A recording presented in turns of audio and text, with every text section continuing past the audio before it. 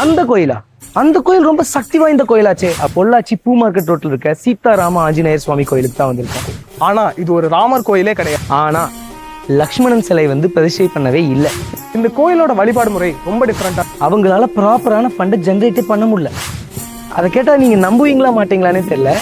யாரோ ஒருத்தர் சொன்னதுக்காக அத்தனை கோடி ரூபா செலவு பண்ணியிருக்காருன்னா மக்களே, நான் இன்னைக்கு சத்திரம் வீதியில் நின்றுட்டு இருக்கேன். சத்திரம் வீதியில ஒரு கோயில் இருக்குங்க. இந்த கோயிலை பத்தி நான் பேசணும் அப்படின்னு சொல்லி என் ஃப்ரெண்ட்ஸ் கிட்ட டிஸ்கஸ் பண்ணும்போது அவங்க எல்லாம் என்ன தெரியுமா சொன்னாங்க? அந்த கோயிலா? அந்த கோயில் ரொம்ப சக்தி வாய்ந்த கோயிலாச்சே அப்படின்னு ஒருத்தவங்க சொன்னாங்க. ஒருத்தங்க என்ன சொன்னாங்கன்னா, நீ சாமி கும்பிடுறையோ இல்லையோ அந்த கோயிலுக்குள்ள மட்டும் போயிட்டு வா, உனக்கு கண்டிப்பா நல்லது நடக்கும் அப்படின்னாங்க. என்னடா இப்படி ஒரு கோயிலா அப்படின்னு சொல்லிட்டு அந்த கோயிலை சார்ந்தவங்க கிட்ட கேட்டா அத்தனை அதிசயமான கதைகள் சொல்றாங்க. அந்த கோயிலுக்கு தான் இன்னைக்கு நம்ம போக போறோம். இந்த வீடியோ ஃபுல்லா பாருங்க, உங்களுக்கு நிறைய ஆச்சரியமான விஷயங்கள் காத்திருக்கு. Welcome to Tamil Ulysses. நான் உங்கள் மாதேஸ்வரன்.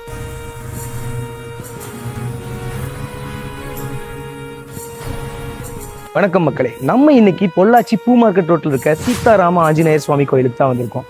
ஸோ இந்த சைடு இந்த சைடு பார்த்தீங்கன்னா பூ மார்க்கெட் இருக்கு, இந்த சைடு பார்த்தீங்கன்னா மணிமளிகை இருக்கு. ஸோ இது ரெண்டுக்கும் நடுவில் இந்த சத்திரம் வீதியில வந்து இந்த கோயில் வந்து அமைஞ்சிருக்கு. கோயிலை சுற்றி எத்தனையோ ஆச்சரியமான உண்மை கதைகள் இருக்கு.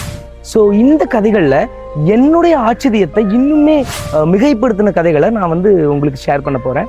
ஸோ ஏன் கூட இன்னைக்கு என்னோட பிலவட் ஸ்டூடெண்டான தருண் ஸ்ரீனிவாசன் வந்து ஜாயின் பண்றாரு. Welcome mister Tarun.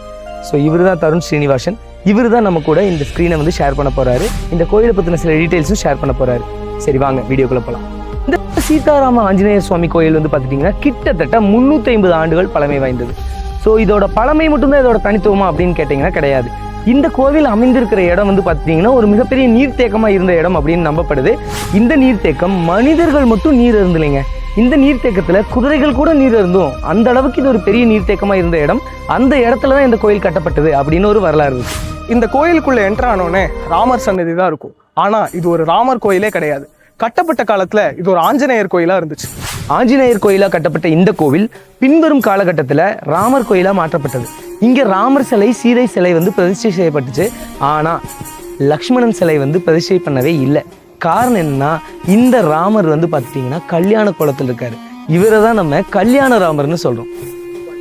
இதனாலேயே இந்த கோயிலுக்கு ஒரு சக்தி இருக்குன்னு நம்பப்படுது. அது என்ன அப்படின்னா, உங்களுக்கு இல்லைன்னா உங்க ரிலேட்டிவ்ஸ்க்கு யாராவதுக்கு கல்யாணம் ஆகலை அப்படின்னா உங்க ஜாதகத்தை இங்க ராமர் பாதத்தில் வச்சு பூஜை பண்ணீங்க அப்படின்னா கண்டிப்பா உங்களுக்கு திருமணம் ஆகும் அப்படிங்கிறது ஒரு நம்பிக்கை. அது மட்டும் இல்லாம பொள்ளாச்சியிலேயே இங்க மட்டும்தான் ராகவேந்திர சுவாமிக்கு சந்நிதி இருக்கு. அதுவும் சாதா சந்நிதி கிடையாது. அது மிருத்திகா பிருந்தாவனம் அப்படின்னு சொல்லுவாங்க. மிருத்திகா பிருந்தாவனம்னா என்னன்னு உங்களுக்கு எல்லாம் டவுட் வந்திருக்கும் இல்லையா?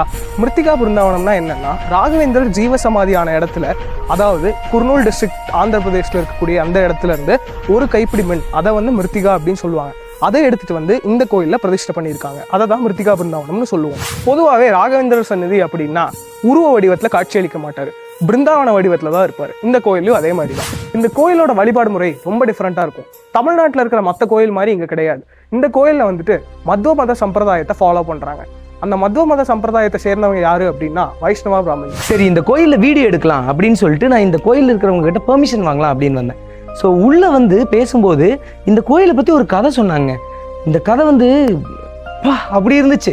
ஸோ அது என்ன கதை அப்படின்னா, பொதுவாகவே கோயில்களை வந்து இடிச்சு ரெனோவேட் பண்ணுவாங்க. ஸோ 2012 இந்த கோயிலையும் இடிச்சிட்டு ரெனோவேட் பண்ணலாம் அப்படின்னு சொல்லி பிளான் பண்ணியிருக்காங்க. 2012 இடிக்கப்பட்ட கோயில் திரும்பி கும்பாபிஷேகம் ஆனது எப்போ தெரியுமா? 2019. அது வரைக்கும் அவங்களால ப்ராப்பரான ஃபண்டை ஜென்ரேட்டே பண்ண முடியல. ஸோ அந்த அளவுக்கு வந்து ஒரு சிக்கல்ல மாட்டிக்கிட்டாங்க. அந்த டைம்ல தான் ஒரு ஆச்சரியமான விஷயம் நடந்துச்சுங்க. இதை கேட்டோன்னே எனக்கு அப்படியே புல்லரிச்சு போச்சு. அது என்ன தெரியுமா? அது என்ன அப்படின்னா, இந்த கோயிலோட வாசல்ல ஒரு கார் வந்து நிக்குது. அந்த கார்ல இருந்து மும்பையை சேர்ந்த ஒரு ஃபேமிலி வந்து இறங்குறாங்க. இறங்கி உள்ள வராங்க. கோயில் இடிஞ்ச நிலையில இருக்கு. ஸோ இதை பார்த்து அவங்க இந்த கோயில் நிர்வாகியை பார்த்து ஒன்று சொல்றாங்க. அதை கேட்டால் நீங்க நம்புவீங்களா மாட்டீங்களானே தெரியல. அந்த மும்பையை சேர்ந்த குடும்ப தலைவருக்கு அவரோட ஃபேமிலியோட 200 வருஷம் பழைய டைரி கிடைக்குதுங்க. அந்த டைரியில ஒரு ஷாக்கிங்கான விஷயம் என்னன்னா, 200 வருஷத்துக்கு முன்னாடி இந்த கோயில்ல ஒருத்தர் பூஜை பண்ணிட்டு இருந்திருக்காரு. அந்த பூஜை பண்ணிட்டு இருந்தவர் அந்த மும்பை தலைவர் இருக்கார் இல்லையா, அவரோட முப்பாட்டனார். ஸோ அவரோட டைரியில் என்ன எழுதி வச்சுருக்காங்க அப்படின்னா, இந்த மாதிரி நான் பொள்ளாச்சியில் ஒரு கோயிலில் வந்து நான் வேலை செஞ்சுட்டு இருந்தேன். இந்த கோயில் எனக்கு ரொம்பவுமே நெருக்கமானது. இந்த கோயிலுக்கு நம்ம குடும்பத்தை சார்ந்தவங்க யாராவது ஒருத்தவங்க டெவலப் ஆகிட்டீங்க ஃப்யூச்சரில் அப்படின்னா, நீங்கள் கண்டிப்பாக இந்த கோயிலுக்கு போய் இந்த கோயிலுக்காக ஏதாவது பண்ணணும் அப்படின்னு எழுதிருந்துச்சான். ஸோ அதை பார்த்துட்டு அந்த ஃபேமிலி மெம்பர்ஸ் இந்த பொள்ளாச்சி பக்கம் ஏதோ டூர் வந்தவங்க இந்த கோயிலுக்கு வரலாம் அப்படின்னு சொல்லிட்டு வந்திருக்காங்க. வந்து பார்த்தா இங்கே கோயிலே இல்லைங்க.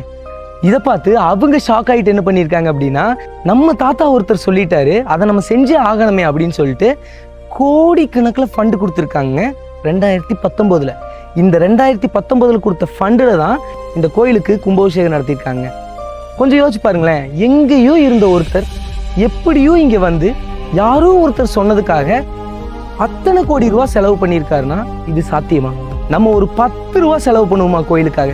ஐயர் கொண்டு வர தட்டில் போடணும்னா கூட 2 ரூபா சில்லறை இருக்கான்னு தான் பார்ப்போம் ஒழிய 2 கோடி ரூபா 3 கோடி ரூபா கனவுல கூட கொடுக்க மாட்டாங்க.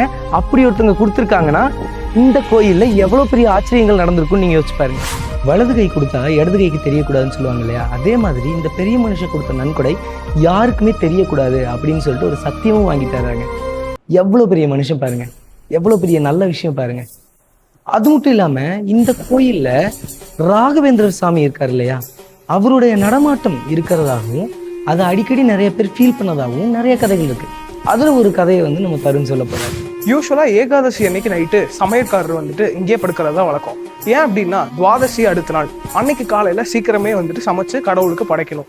அதனால ஒரு நைட்டு அப்படி அவர் தூங்கிட்டு இருக்கும்போது எல்லா கதவும் சாத்தியிருக்கு கோயிலில். அப்போ வந்துட்டு உடன் ஃபுட் ஸ்டெப்ஸோட சவுண்டு கேட்குது, டக் டக் டக் அப்படின்னு. அப்போ வந்துட்டு எல்லா கதவும் சாத்தியிருக்கே, யாருப்பா அப்படின்னு எந்திரிச்சு அவர் பார்க்குறாரு. பார்க்கும்போது காவி உடையில ஒரு உருவம் அவரை கிராஸ் பண்ணி போகுது. அவர் என்ன சொல்லிட்டே போறாருன்னா, அவரோட குச்சியை வச்சு தட்டிட்டு, ஏன் இப்படி வழியில படுத்திருக்க, நான் வந்துட்டு என் மூர்த்தியை பிரதர்ஷனம் பண்ணி வரணும், நீ நடுவில் படுத்திருக்கிறது ரொம்ப இடைஞ்சலா இருக்கு, தள்ளி அந்த பக்கம் போய் படு அப்படின்னு சொல்றாங்க. அவர் எந்திரிச்சு போய் வெளியே பார்க்கறாரு. அப்படி பார்த்தப்போ யாருமே அங்க இல்லை. அப்படி அங்கே யாருமே இல்லாதப்போ அது யாரா இருக்கும்? காவி உடை, மர செருப்பு, ராகவேந்திரர் சுவாமின்னு இங்கே இருக்கிற எல்லாருமே நம்புகிறாங்க, நம்மளும் நம்புவோம். 17 வருஷத்துக்கு முன்னாடி இதே மாதிரி ராகவேந்திரரோட அப்பியரன்ஸை ஒருத்தர் ஃபீல் பண்ணியிருக்காரு. ஸோ இதை நான் சொல்கிறத விட அவரே ஒரு வீடியோவில் சொல்லியிருக்காரு. அந்த வீடியோவோட கிளிம்ஸஸை நான் இப்போ உங்களுக்கு போட்டு காட்டுறேன், ஜஸ்ட் பார்த்துட்டு வாங்க.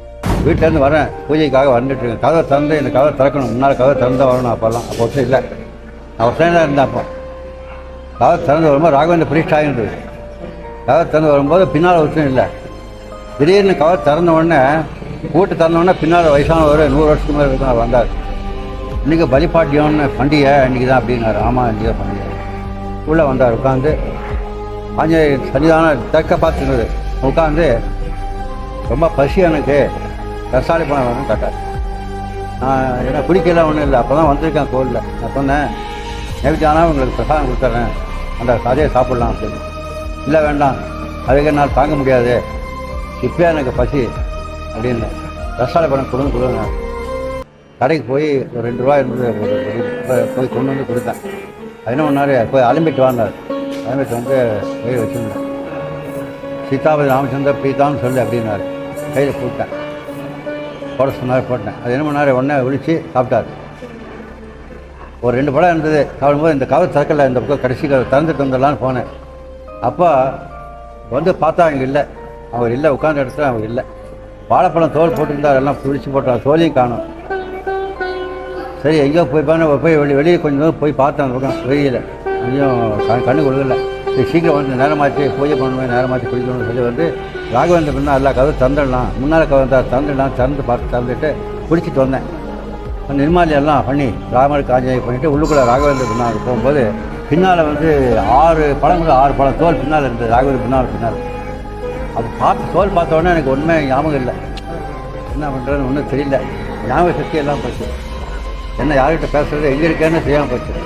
ரொம்ப பழைய கதையெல்லாம் இல்லைங்க, இந்த வருஷம் ஸ்ரீராமநவமி எப்போ நடந்த கதை. ஒரு ஐயர் வந்துட்டு நைட் இங்கே படுத்துட்டு இருந்திருக்காரு. எல்லா கதவும் சாத்தியிருக்கு. அடுத்த நாள் காலையில் பூஜைக்கு ஏற்பாடெல்லாம் பண்ணணும் அப்படின்னு சொல்லிட்டு என்ன ஆகுது அப்படின்னா, ஒரு 3:30-4 மணி இருக்கும்போது மணி டைம்ல அவரு அரை தூக்கத்துல தான் இருக்காரு. அப்போ அந்த காவி உடையை போட்டிருக்கிறவர் வந்துட்டு அங்க இருக்கக்கூடிய மோட்டர் ரூம்ல போய் மோட்டர் போட்டு இங்க அவரு குளிக்கிறார். இங்க குளிச்சுட்டு நேரா உள்ள சன்னதிக்குள்ள போறாரு. என்னப்பா எல்லா கதவும் சாத்தி இருக்கு, சன்னதிக்குள்ள யாருப்பா போறா அப்படின்னு எந்திரிச்சு வந்து அவர் பாக்குறாரு. அவரை காணும். 2026 காலகட்டத்தில் காவி உடை கூட நிறைய பேர் போடுவாங்க. மரக்கட்ட செருப்பு கண்டிப்பாக நிறைய பேர் போட மாட்டாங்க. கண்டிப்பாக அது ராகவேந்திரால தான் இருக்கணும்னு எல்லாரும் நம்புறாங்க. மக்கள் அதிகமாக கூடுற இடத்துல தான் இந்த கோயில் இருக்கு. இந்த கோயிலுக்கு நீங்களும் விசிட் பண்ணணும்னு நாங்கள் ஆசைப்படுறோம்.